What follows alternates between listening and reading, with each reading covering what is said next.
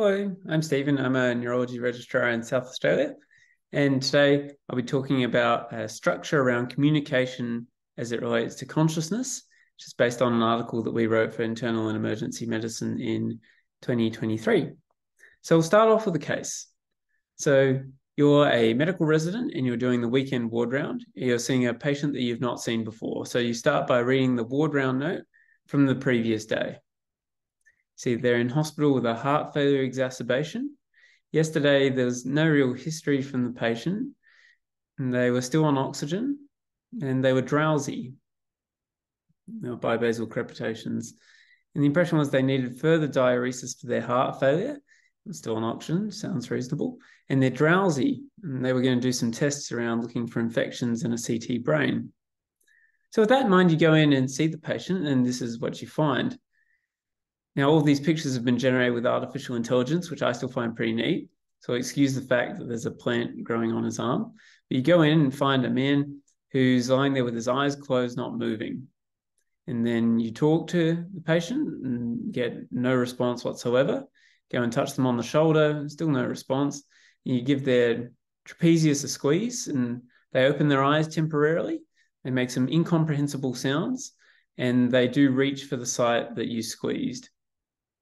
They close their eyes shortly thereafter and return to an unresponsive state. So it's concerning. You look at the note from the previous day and see they were drowsy. And you're trying to work out if they're better or worse or the same. You can't really tell. What does drowsy mean? Whether this person is worsened or not could be indicative of a very serious medical deterioration. You need to be able to know whether something has changed. Now, in reality, you probably call the person who was there the previous day on their day off to find out what it was that they actually saw and how the patient was actually responding. But there will be occasions where that person is uncontactable or you're on a night shift and you can't get in touch with them. And it highlights the importance of medical communication, providing a shared mental model that is clear, reproducible, and succinct. And it's particularly important as it relates to consciousness because it can be a complex topic.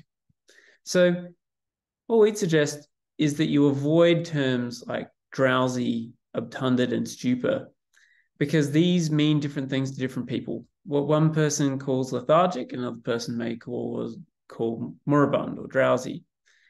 It's not an objective indicator of what an individual was doing. So what we need is a way to describe the components of consciousness, and we need it to be a practical structure that clinicians can use. Now, there are people who can talk in substantially more detail than I can about what exactly consciousness is, but what we're looking for is a structure that we can use to describe it. So what we're looking for is the level of consciousness, or whether they're awake, and the content of consciousness, so whether they are aware.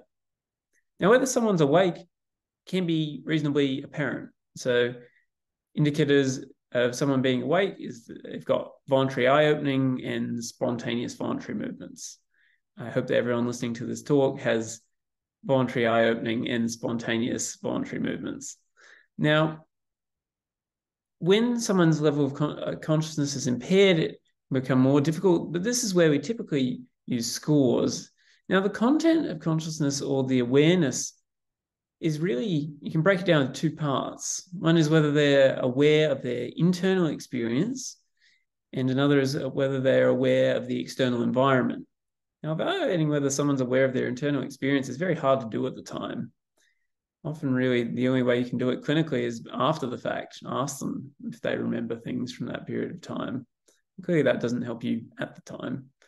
Now, evaluating whether someone is aware of their external environment typically means you're going to provide them with an environmental stimulus and then observe for a response, typically a motor response. Now, the type of environmental stimulus you provide can vary. So it can be a visual stimulus. So, someone walks into the room and waves at you. It can be verbal, say, hello, how are you feeling? Then it can be touch or tactile, like rubbing a shoulder. It can be a noxious stimulus, like a trapezius squeeze. It can be more nuanced as well. So it can be seeing whether someone can track an object across a room. So that's a visual stimulus, and then the response is the eyes moving. Can be, say, looking for whether someone responds when their family is there. So whether someone smiles reproducibly when family is present as opposed to other members of staff or the public. Similarly, if you provide someone with an object or if they demonstrate goal-directed movements, that's an indicator that they're aware of their environment, but can be tricky here because frontal lobe seizures can also generate movements that look very similar. It's important to acknowledge here that both level of consciousness and content of consciousness, whether someone's awake and aware, can change over time.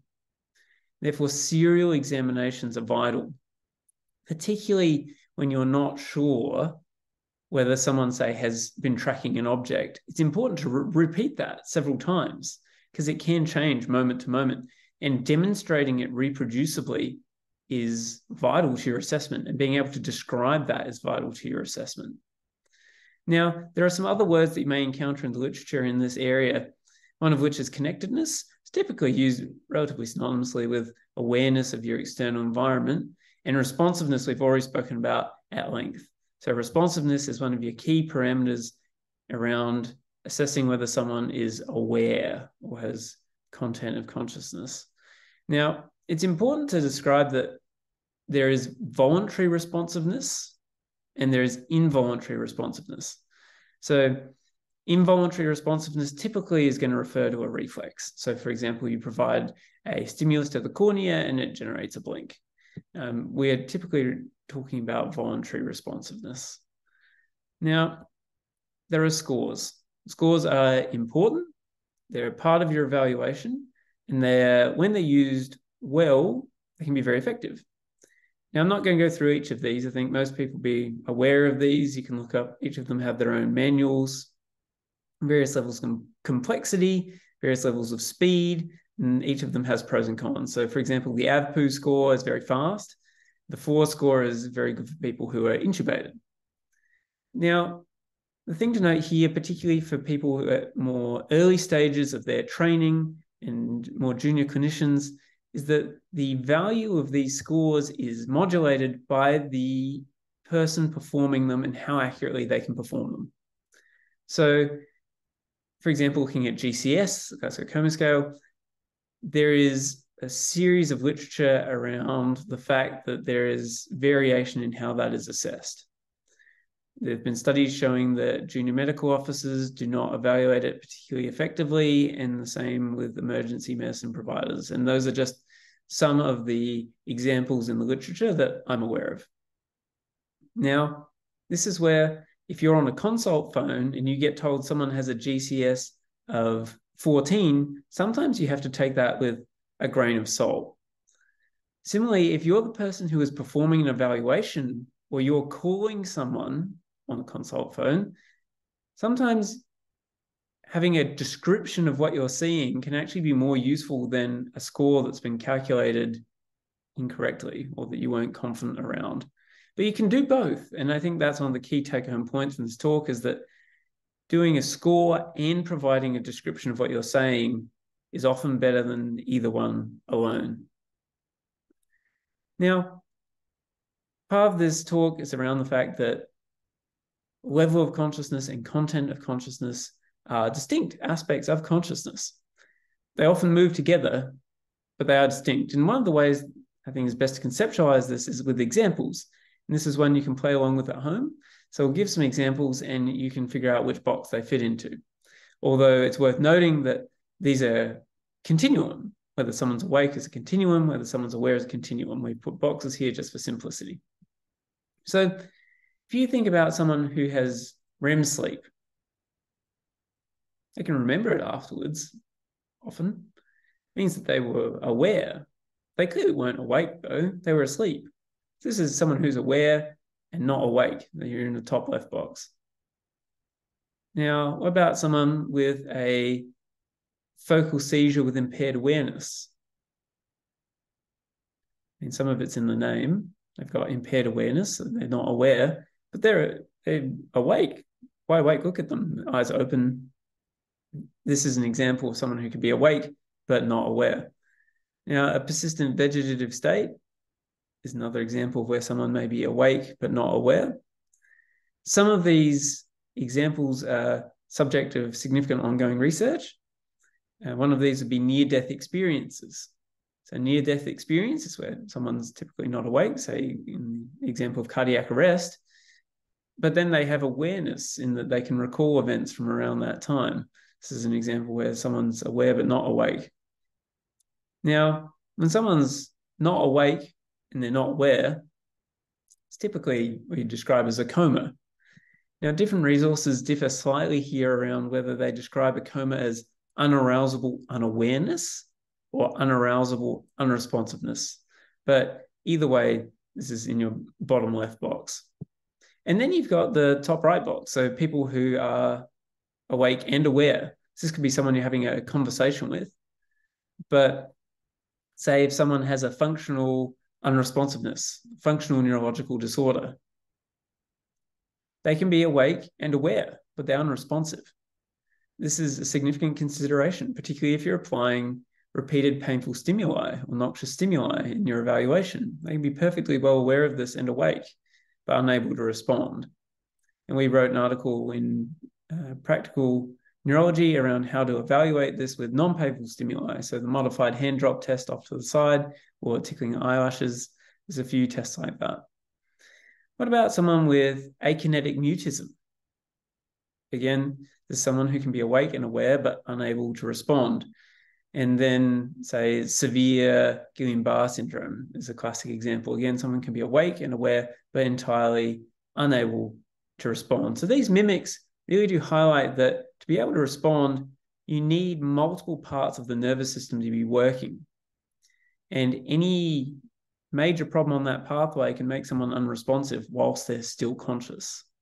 So locked-in syndrome, as exemplified by the story of the diving bell and butterfly, is clearly an example of a mimic where someone is conscious but unresponsive in many aspects of their evaluation. Now, at a more common level, if you're going in and talking to someone and they're not responding, if they have severe deafness or they're hard of hearing and their hearing aids aren't working, they can generate someone who's going to be unresponsive to verbal stimuli just because they're not perceiving that sensory input. Similarly, if someone's profoundly dysphasic, they're not going to be able to follow commands in many instances. Now, if someone's unable to initiate movement, that's one of our examples around, say, akinetic mutism, functional neurological disorders, and then those with profound neuromuscular weakness. So, for example, the severe GBS. These are all ones where people can be wide awake, perfectly conscious and aware, but unable to provide response. So where to from here? Covert awareness is a term that's been increasingly used. There's a few terms that are used somewhat synonymously. So cognitive motor dissociation is another one. And it describes consciousness that's not detectable clinically.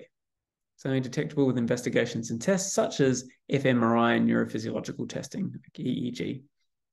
Now, this is an area of ongoing research and does raise considerations around our existing methods of evaluation, our existing scores. And accordingly, there are new scoring systems being developed that evaluate consciousness irrespective of whether it's detected clinically or based on investigations. I think this is going to be fascinating research moving forwards. But for today, keeping it succinct, take-home points, particularly for trainees and junior clinicians, is that when we're evaluating consciousness, we're interested in whether someone is awake and aware. We don't want to use terms that have variable interpretations like drowsy. We want to use scores and descriptions. Often using both is better than using one alone. And repeated examinations are vital. Consciousness changes over time, and we need to consider mimics, particularly if we're using noxious stimuli. So thank you very much for your attention. I hope it's been useful, and I hope it helps next time you evaluate a patient with unconsciousness.